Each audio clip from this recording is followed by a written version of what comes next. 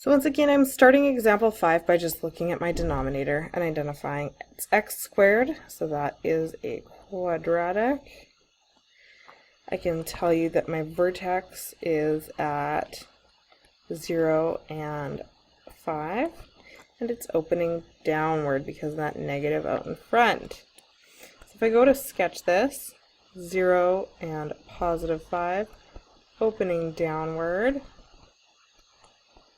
I have two intercepts, which means I'm going to have two vertical asymptotes. So that's some information that's probably going to be handy to know when I go to try and figure out my non-permissible values. So I'm going to set negative x squared plus 5 cannot be 0. So I've got negative x squared cannot be negative 5. Those signs can change. So x cannot be positive or negative square root of 5. And you can get a decimal for that if you want. Though that's going to be my vertical asymptotes. I also want some numbers attached to this. So I might want to figure out what that is. So this is going to be positive and negative 2.2 approximately, so I'm going to choose values accordingly. I'm going to go negative 4, negative 3, negative 2, negative 1, 0. I'm going to keep extending it to 1, 2, 3, and 4. Because I know it's two vertical asymptotes, I can already kind of predict what shape it's going to look like. It's going to be looking a little bit like that red in there. I do know I'm going to have some symmetry around 0, so I'm actually only going to have to solve for these, but I'm going to include my positive ones as well.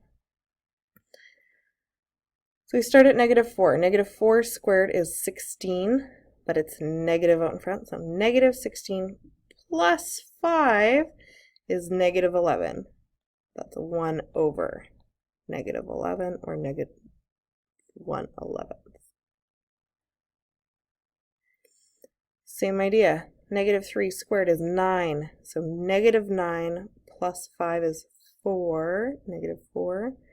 So it's going to be negative 1/4. Negative 2 squared is going to be 4. That's negative though. So negative 4 plus 5 is actually positive 1. And so that's going to give us that value. Negative 1 squared is 1, but it's negative 1 plus 5 is 4, so it's 1/4.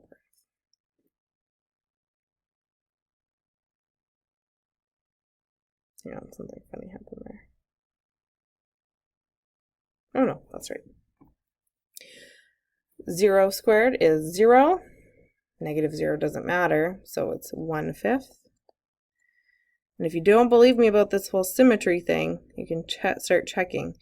1 squared is 1, so negative 1 plus 5 is 4, and then it's 1/.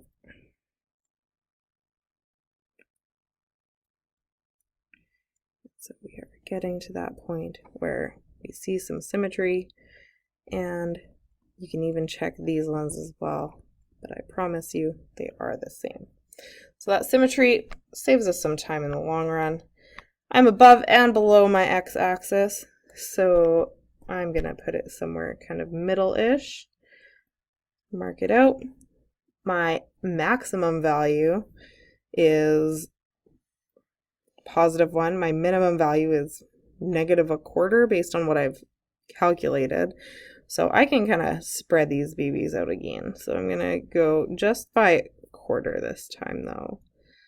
So up to 1, 2. I'm going to go down, negative 1, negative 2. Horizontally, because I have to go all the way up to 4.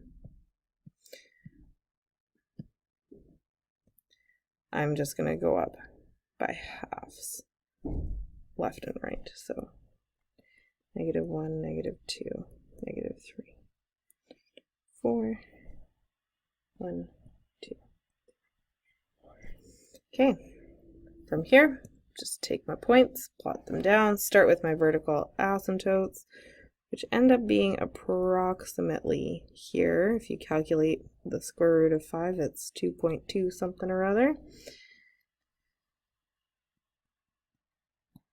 Almost 2.25, so it should be about a quarter of the way between there. But we can identify them as their exact value, so negative root 5. And x equals positive root 5. We don't need to use that decimal.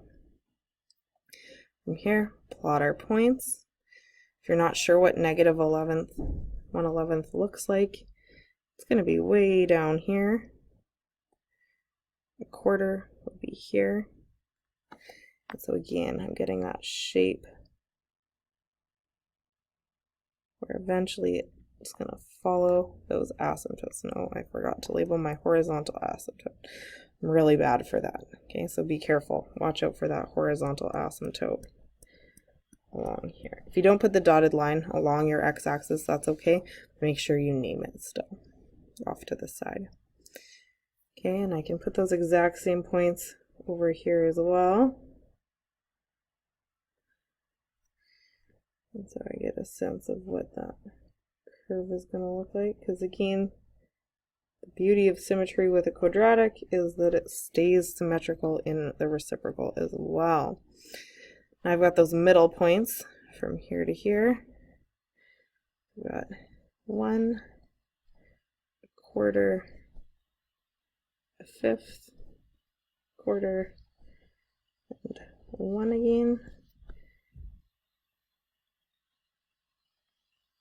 And again, making sure that I don't actually cross that asymptote.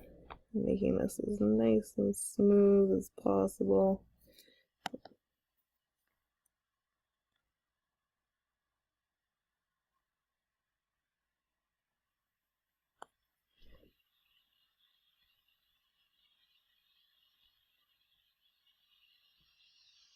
That's the trickiest part. Making it as smooth as possible. There we go. Graphed. Check. Part B. Vertical asymptotes at x equals positive and negative root 5. Horizontal asymptote, as usual, is at y equals 0. Domain, I'll do this one again in interval notation. So we start at negative infinity on the left-hand side. We can keep going until we get to negative root 5, but then we have to stop, jump over it, pick up again at negative root 5 until we get to positive root 5, which again is a little bit of a speed bump where we have to pick up on the other side of it again and go, then we can go to positive infinity. And again, notice those rounded brackets whenever we're talking about asymptotes. Range, at least, only has one asymptote, so it's a little bit easier.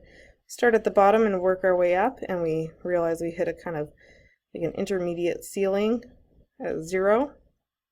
But if we hop over and we start at 1/5, we can keep going forever vertically.